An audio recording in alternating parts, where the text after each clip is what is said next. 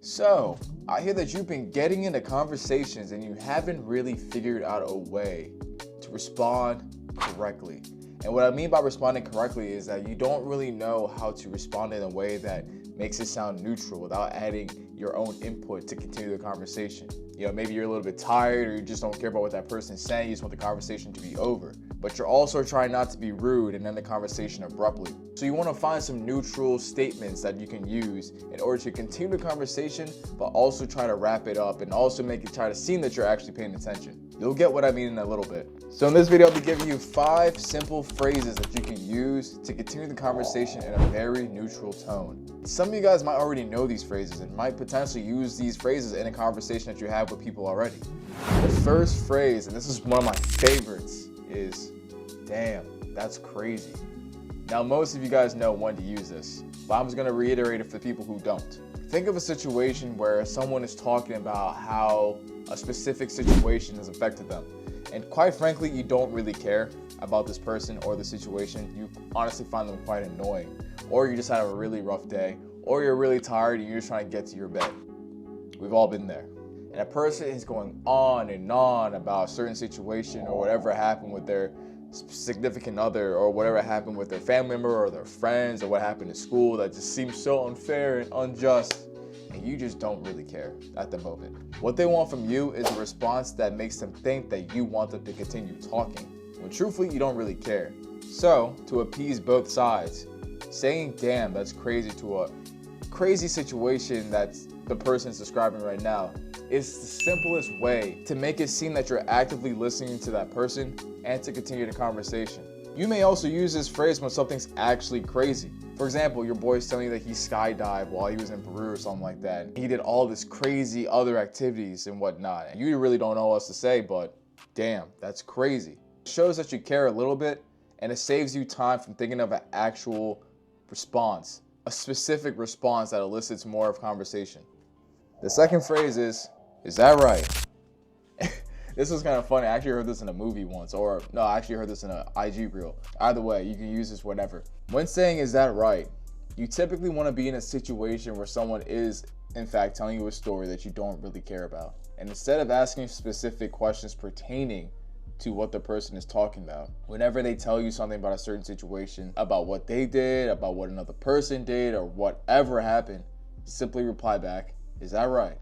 And they're going to be like, "Yeah, bro," and then they're going to continue talking and talking. I mean, you can be literally zoning out, and as long as you reply back with "is that right?", they will continue talking. Just don't make it seem that you're zoning out though.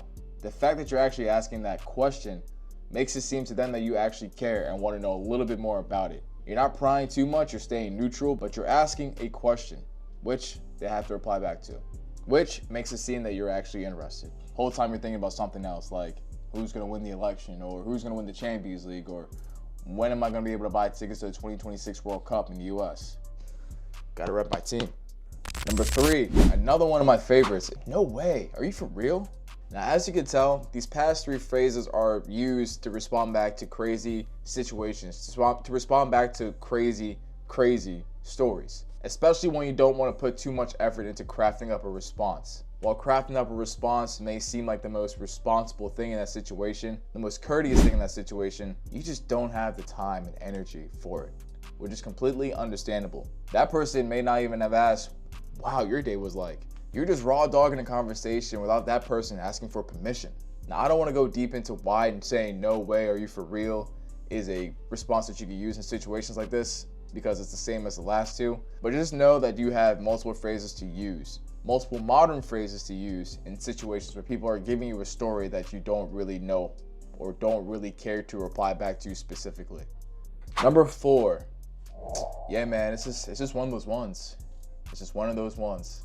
I love this phrase because it's similar to the last one I'm going to tell you soon. When using this phrase, you want to use it where someone is telling you about a situation that was tragic or apparent. A situation where that person feels a little down because of what happened in that situation. And now they're looking for solace within you. But again, you're in a situation where you don't really care, or you don't really have the energy to think of a specific response. Imagine a scenario where you don't craft up a motivational speech right then and there for your friends. You're just trying to get in and out of the conversation. Save your energy for the next day. Saying that it's just one of those ones is a turning point for that person to understand that, hey, things happen in life.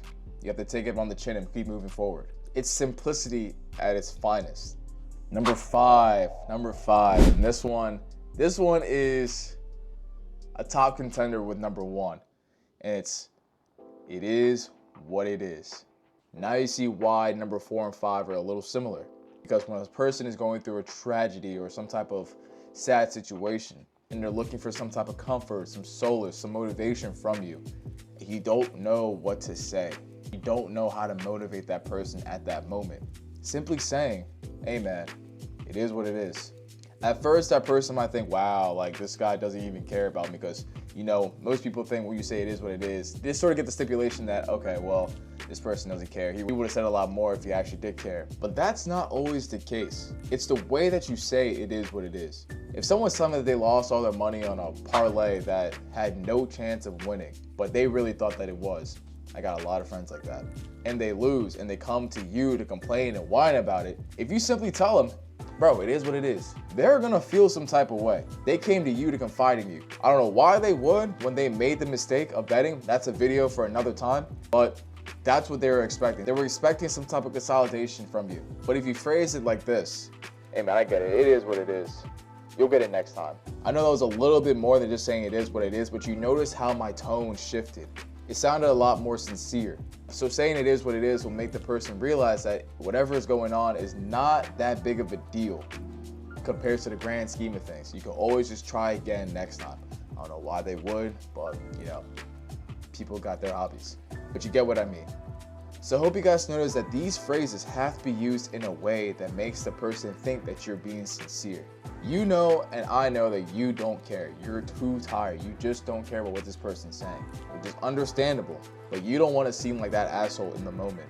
That's why you got to use these phrases and work on your intonation and work on your eye contact, work on your body language to be able to execute these phrases perfectly so a person doesn't even suspect the fact that you don't care, thus allowing you to use the least amount of effort to craft up a response in certain situations, like I mentioned earlier.